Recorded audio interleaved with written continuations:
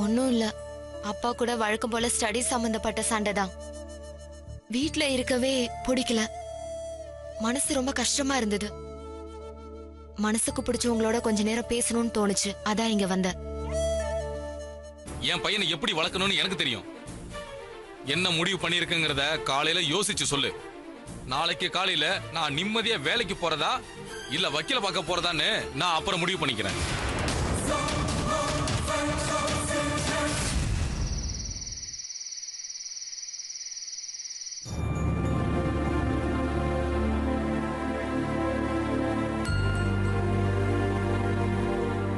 ஏண்டே, இப்ப நான் என்ன சொன்னேன்? காவியா ஜாதகத்தை மஞ்சள் தடவி எடுத்துட்டு சொன்னேன். நீ என்னடா ராமர் கோயிலையே வெள்ளி அடிக்கிற மாதிரி இவ்வளவு நேரம் எடுத்துக்கிட்டு, அதுவும் ஷேர் மார்க்கெட்ல உன் ஷேர்லாம் அடியோட மூழ்கி போன மாதிரி கண்ணத்தை கை வச்சுட்டு உட்காந்துட்டு இருக்க. என்ன பண்ண சொல்றீங்க?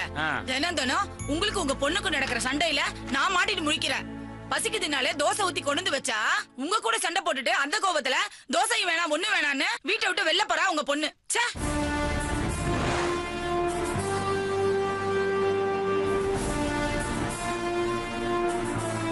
காவியா, பசிக்குதுன்னு சொன்னல, ஆனியன் ரவா தோசை ரெடி பண்ணி வச்சிருக்கேன். ஆமா, அதுக்கு தொட்டுக்க என்ன? மிளகா அப்படியே சாம்பாரா? ஒரு மண்ணு வேணாம், எல்லாத்தையும் நீயும் அப்பாவும் சேர்ந்தே கொட்டிக்கோங்க. ஏய், எதுக்குடி இப்ப என் மேல எரிஞ்சு விடுற? உங்க அப்பா கிட்ட சண்டை போட்டா அந்த கோவத்தை அவர் மேல காமி, என்கிட்ட காமிப்பியா? இதுக்குதான் எங்க அம்மா அப்பா இங்க அமிச்சாங்களா? போனா போது பொண்ணு பசிக்குதுன்னு சொன்னாலேன்னு போய் ஆனியன் ரவா தோசை பண்ணி எடுத்துட்டு வந்தேன். உங்க அப்பா பண்ண சொன்ன வேலைய கூட நான் பண்ணவே இல்ல. உன் கோவத்தை என் மேல காமிப்பியா? அம்மா தாயே, போதும். உன் அருவ புலம்பல நிறுத்துறியா? இந்த வீட்ல ஒரு நாளாவது நிம்மதியா இருக்க முடியுதா? நான் எங்கேயாவது போய் தொலைறேன். ஏ காவியா, நில்லுடி. இந்த நேரத்துல எங்கடி போற? இப்ப என்ன ஆச்சுன்னு இப்படி சலிச்சுக்கிற? ஜபார், சும்மா திமிர்ல ஆடாத, மரியாதையா வந்து சாப்பிடு. அம்மா வேண்டாம், கடுப்புல இருக்க. இதுக்கு மேல ஏதாவது பேசுனா அப்படியே கடிச்சு கொதறிடுவேன். ஏய் ஏய் காவியா, நில்லுடி. ஓ, இவ்வளவுதானா? இதுக்கு போய் ஏன் இவ்வளவு டென்ஷன் ஆகிற? கவலைப்படாத, என் பொண்ணை பத்தி எனக்கு தெரியும். ஆமா, அவளுக்கு ஏதோ சாப்பிட கொடுத்தேன்டியே, என்ன கொடுத்த? ஏ, எதுக்கு கேக்குறீங்க? சொல்லு. ஆனியன் ரவா தோசை பண்ணி வச்சிருக்கேன். அவதான் சாப்பிடாம போயிட்டாளே. எனக்கு புரிஞ்சு போச்சுடி. நீ பண்ண புளிச்சு போன ஆனியன் ரவாவை சாப்பிட வேணாம் தான் அவ ஹோட்டலுக்கு போயிட்டா. வந்துருவா. ஏங்க கொஞ்சம் நில்லுங்க. ஒரு வயசு பண்ணு வீட்டை விட்டு வெளியே போயிருக்காளேன்னு நான் கவலைப்பட்டு பதச்சு போய் சொல்லிட்டு இருக்கேன். நீங்க என்னன்னா அத பத்தி கொஞ்சம் கூட கவலையே படாம நான் பண்ணி வச்ச டிஃபனை பத்தி கிண்டல் பண்ணிட்டு இருக்கீங்க. உங்களுக்கே இது நியாயமா? ஏண்டி, உனக்கு மண்டையில மசாலா இருக்கா? இல்ல கேக்குறேன், கொஞ்சமாவது மசாலா இருக்கா? ஏண்டி, வீட்டை விட்டு போறவ சொல்லிட்டு தான் போவாளா? இந்த பார், செய்யறவங்க சொல்ல மாட்டாங்க, சொல்றவங்க செய்ய மாட்டாங்க. சரி, அவ வீட்டை விட்டு போனதாவே வச்சுப்போம். அவ போய் எவ்வளவு நேரம் ஆச்சு? எப்படியும் ஒரு 1-1.5 மணி நேரம் இருக்கும். ஜீ தமிழ்ல சொல்வதெல்லாம் உண்மை ப்ரோக்ராம் போயிட்டு இருக்கும் போதே கிளம்பி போனா. ஏண்டே, நேரத்தை கூட டிவில போடுற ப்ரோக்ராம் பார்த்தா சொல்லுவல்ல? சே, எனக்கு வந்து வாச்சிருக்க பாரு. ஏண்டி, அவ போய் 1.5 மணி நேரம் ஆச்சு இல்ல? நீ என்ன பண்ணிருக்கணும்? எனக்கு ஒரு போன் பண்ணிருக்கணும். இல்ல அவளுக்கு ஒரு போன் பண்ணி கன்வின்ஸ் பண்ண ட்ரை பண்ணிருக்கணும். இல்ல அவ ஃப்ரெண்ட்ஸ் வீட்டுக்கெல்லாம் போன் பண்ணி அவ எங்கேயாவது வந்திருக்காளா அப்படின்னு விசாரிச்சிருக்கணும். இன்னும் கொஞ்சம் பிரெயினியா இருந்தா போலீஸ் என்கொயரிக்காவது சொல்லிருக்கணும். இதெல்லாம் எதுவுமே பண்ணாம கண்ணத்துல கை வச்சு உட்காந்தா அவ வந்துருவாளா?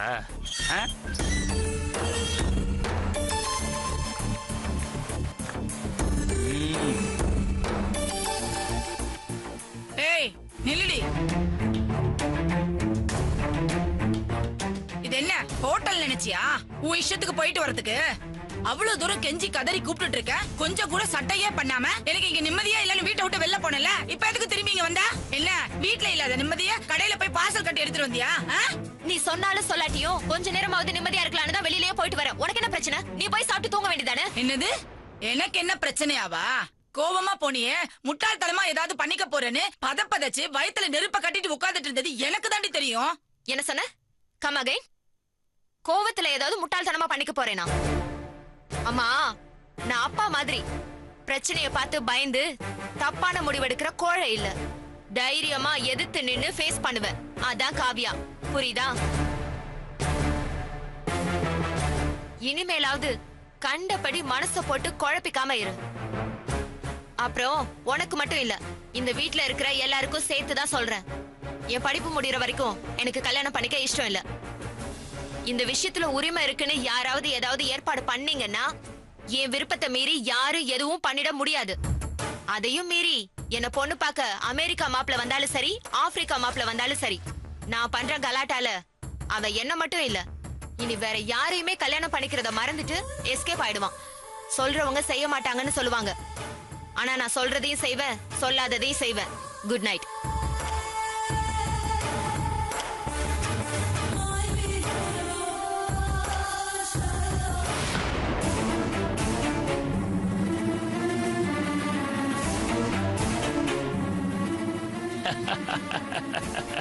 பத்தியா, நான் சொல்ல, அவ ஏன் பொண்ணுடி, மை டாட்டர்.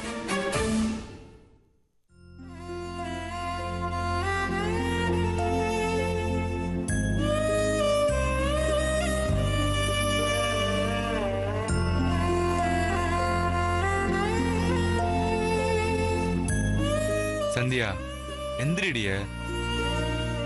கமான், எழுந்துரு. நீ காலையில நடந்ததையே நினைச்சுக்கிட்டு இருந்தானா கஷ்டமா தான் இருக்கும். அதுல இருந்து வெளியில வந்தாதான் ரிலீஃப் ஆக முடியும். கமான், எழுந்துரு. ப்ளீஸுங்க, என்ன கொஞ்ச நேரம் தனியா இருக்க விடுங்க. ஏன் முரளி அண்ணாக்கு இப்படி ஒரு கெட்ட விஷயம்? சந்தியா, நீ முதல்ல எழுந்திருச்சு உட்காரு. கமான், எழுந்துரு.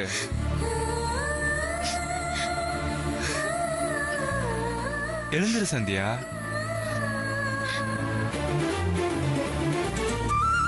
இந்தா. இல்ல வேண்டாங்க. நீ குடிக்க வேணாம், ஜஸ்ட் ஹோல்ட் பண்ணு. குடி.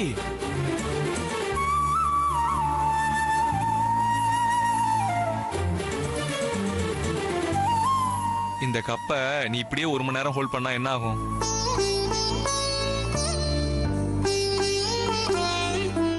கப்புல இருக்க பூஸ்ட் ஆறி போயிடுன்னு கடிஜோக்கெல்லாம் சொல்லக்கூடாது. என்ன ஆகும் சொல்லு சந்தியா. கை கொஞ்சம் வலிக்கும். குட். அதையே ஒரு நாள் முழுக்க பிடிச்சிருந்தா என்ன ஆகும்? ரொம்ப கை வலிக்கும், இல்லனா கை மறுத்து போயிடும். Very good. இப்ப அந்த கப்பை கீழே வச்சிரு. பை. இப்போ இப்ப என்ன, ஒண்ணும் ஆகாது. நான் தான் கப்ப பிடிக்கலையே. சூப்பர். எப்படி நாம கப்ப கையிலேயே பிடிச்சிருந்தா கை வலிக்குமோ மறுத்து போயிடுமோ, அதே மாதிரி நம்மளுடைய பிரச்சனையும் கஷ்டமும் கப்பு மாதிரி தான். அதையே நினைச்சிட்டு இருந்தா வலியும் வேதனையும் அப்படியே தான் இருக்கும். சொல்யூஷனே கிடைக்காது. இந்த கப்பை கீழே வச்ச மாதிரி உன் பிரச்சனையும் தள்ளி வச்சு பார்த்தனா உன் வலியும் வேதனையும் ஜீபூம்பா மாதிரி மேஜிக் பண்ணாமலே மறைஞ்சிரும். முதல்ல இந்த கப்ல இருக்கிற பூஸ்ட் எடுத்து குடி. குடி. சூடாறதுக்குள்ள குடி.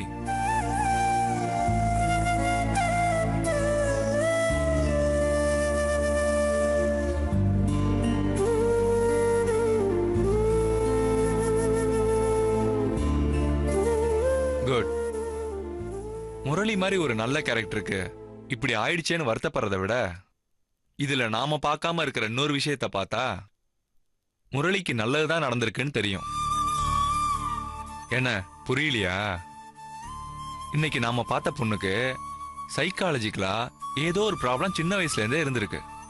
அதனால அந்த பொண்ணை பாதிக்கிற எந்த ஒரு விஷயத்தையும் அப்பவே எக்ஸ்போஸ் பண்ணாம மனசுக்குள்ளேயே வச்சுக்கிட்டு அத பலூன் மாதிரி ஊதி சமயம் கிடைக்கிறப்ப அத கோபமா வெளிப்படுத்தி மத்தவங்களையும் ஹர்ட் பண்ணி தன்னையும் ஹர்ட் பண்ணிக்கிறா. நல்ல வேலை இன்னைக்கு அந்த பொண்ணு பிடிக்கலன்னு கேன்சல் பண்ணிட்டா. இதே கல்யாணத்துக்கு அப்புறம் சின்ன சின்ன விஷயத்துக்கு கூட அதை பெருசு பண்ணி ரியாக்ட் பண்ணி இருந்தா முரளியோட கல்யாண வாழ்க்கை எவ்வளவு மோசமா போயிருக்கும். அவர் லைஃபே வேஸ்டா போயிருக்கும்ல. அதே மாதிரி இன்னைக்கு அந்த பொண்ணு பண்ண விஷயம், அதை அசிங்கம்னு சொன்னாலும் கேவலம்னு சொன்னாலும் 4 செவுத்துக்குள்ள க்ளோஸ் ஃபேமிலி மெம்பர்ஸ் மத்தியில தானே நடந்து முடிஞ்சிருச்சு. இதே விஷயத்த அந்த பொண்ணு கல்யாணத்தன்னைக்கு பண்ணியிருந்தா எவ்வளவு அசிங்கமா அவமானமா இருந்திருக்கும். ரிலேட்டிவ்ஸ், ஃப்ரெண்ட்ஸ்ன்னு அத்தனை பேருக்கும் விஷயம் தெரிஞ்சு முரளிக்கு எவ்வளவு பெரிய கேவலத்தை தலகுனிவை ஏற்படுத்தி இருக்கும். அதுக்கப்புறம் முரளியால எப்படி வேலை பார்க்க முடியும்? எப்படி மத்தவங்களை ஃபேஸ் பண்ணிருக்க முடியும்? அது எவ்வளவு கொடுமையான தண்டனை தெரியுமா? ஆனா அந்த விஷயம் நம்ம முரளிக்கு நடக்காம இத்தோட முடிஞ்சிருச்சேன்னு சந்தோஷப்படணும். ஏதோ பெரிய ஆக்சிடென்ட் நடக்காம சின்ன சிராய்ப்போட தப்பிச்ச மாதிரி இத பாசிட்டிவா எடுத்துக்கணும். எங்க அப்பா சொல்ற மாதிரி திருஷ்டி கழிஞ்சிருச்சுன்னு எடுத்துக்கணும். சந்தியா, குடி.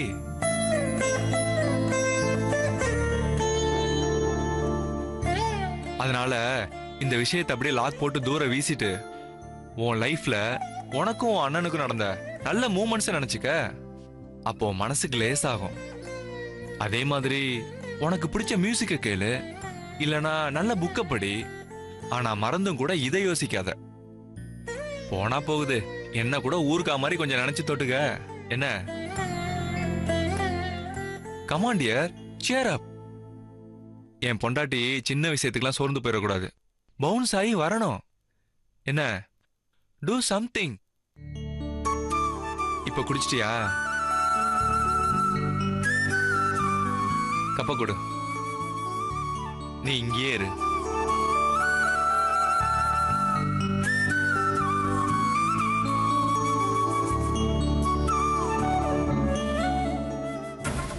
இந்த நேரம் பார்த்து பிசினஸ் விஷயமா பெங்களூர் போக வேண்டிய வேலை வந்துருச்சு. இவன் மனசு சரியில்லாம இருக்கிறப்ப இவளை இங்க விட்டுட்டு போறது சரியா வராது. அம்மா ஏதாவது சொல்லி இவளை இரிட்டேட் பண்ணிக்கிட்டே இருப்பாங்க. ஏதாவது பண்ணணும்.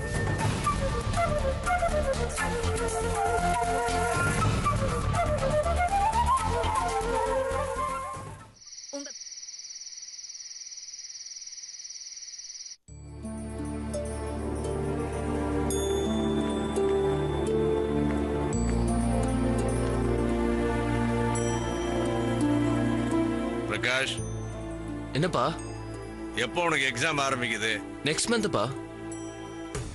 அதை முடிச்சுட்டா அவ்வளவுதானா, இல்ல மேற்கொண்டு ஏதாவது படிக்கலான்னு இருக்கியா? இல்ல, இப்ப எதுக்கு அதை கேக்குறீங்க?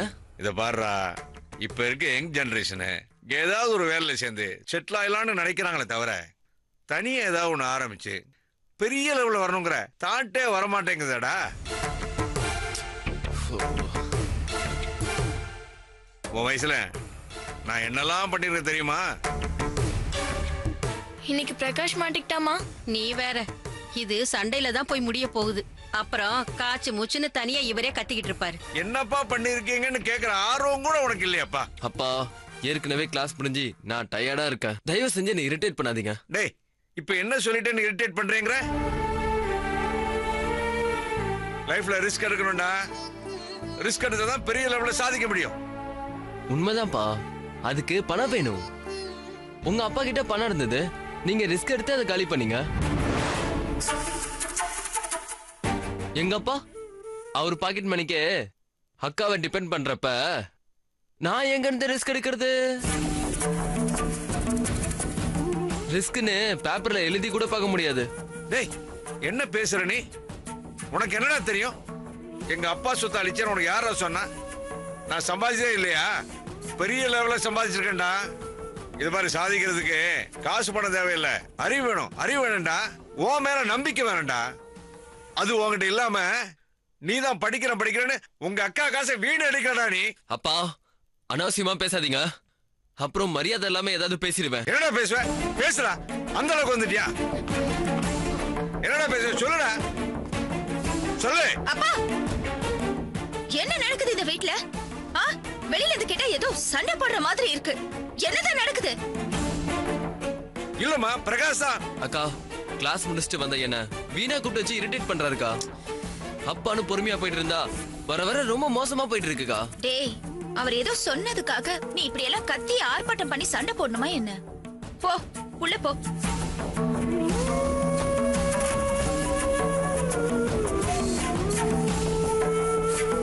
அப்பா, நான் உங்ககிட்ட சீரியஸா ஒரு விஷயம் பேசணும்.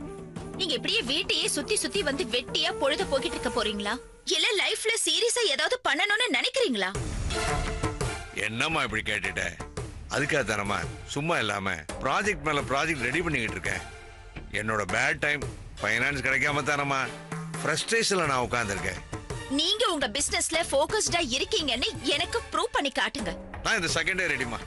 நீ மட்டும் ஃபைனான்ஸ்க்கு ஏற்பாடு பண்ணி கொடு. நீயே எங்க அப்பான்னு சொல்லிக்கிற அளவுக்கு பண்ணி காட்டுறேன். அப்பவாது இந்த விடியா முஞ்சிங்க புரிஞ்சுக்கிட்டோம். சரி,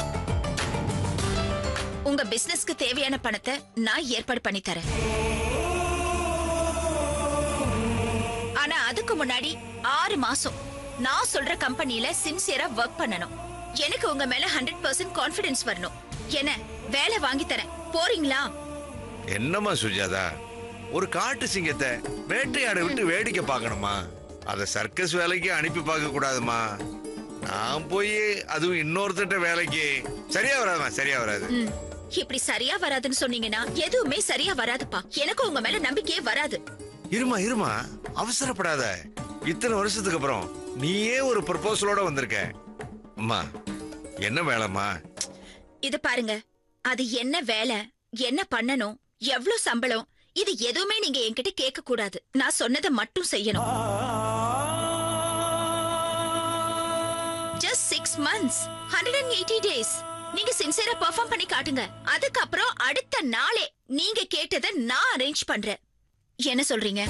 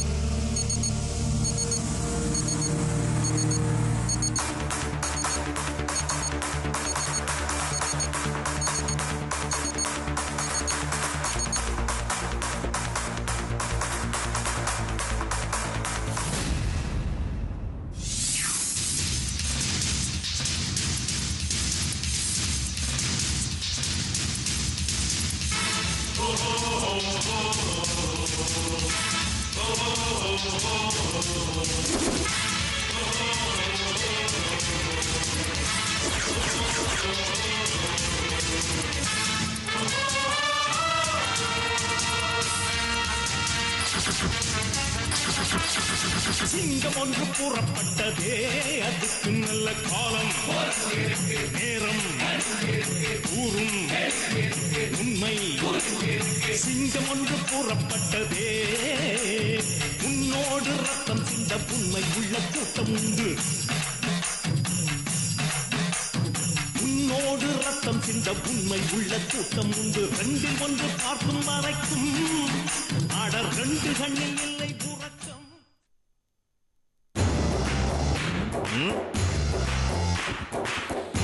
மீனாட்சி, மீனாட்சி, இத வந்துட்டேங்க. இந்தாங்க காஃபி. உன் ஹஸ்பண்ட் தி கிரேட் விஸ்வநாதனோட செகண்ட் இன்னிங்ஸ் ஆரம்பிச்சாச்சு. இனிமேல் நான் விளையாட போறத நீ வேடிக்கை மட்டும் பாரு. அப்பா, அம்மா, என்னம்மா எப்படி இருக்கு? அப்பா, உங்ககிட்ட ஒரு பாசிட்டிவ் எனர்ஜி தெரியுது. Very good. இந்தாங்க, இதுதான் இந்த விசிட்டிங் கார்டு. அங்க போயிட்டு அந்த இன்சார்ஜ் கிட்ட காட்டுங்க. உங்க ஜாப், நீங்க என்ன பண்ணணும் எல்லாத்தையுமே எக்ஸ்பிளைன் பண்ணுவாங்க. அப்பா, உங்க பிசினஸ் நிஜமாகிறது உங்க கையில தான் இருக்கு. சரிம்மா. அப்புறம் இந்த 1000 ரூபாவை செலவுக்கு வச்சுக்கோங்க.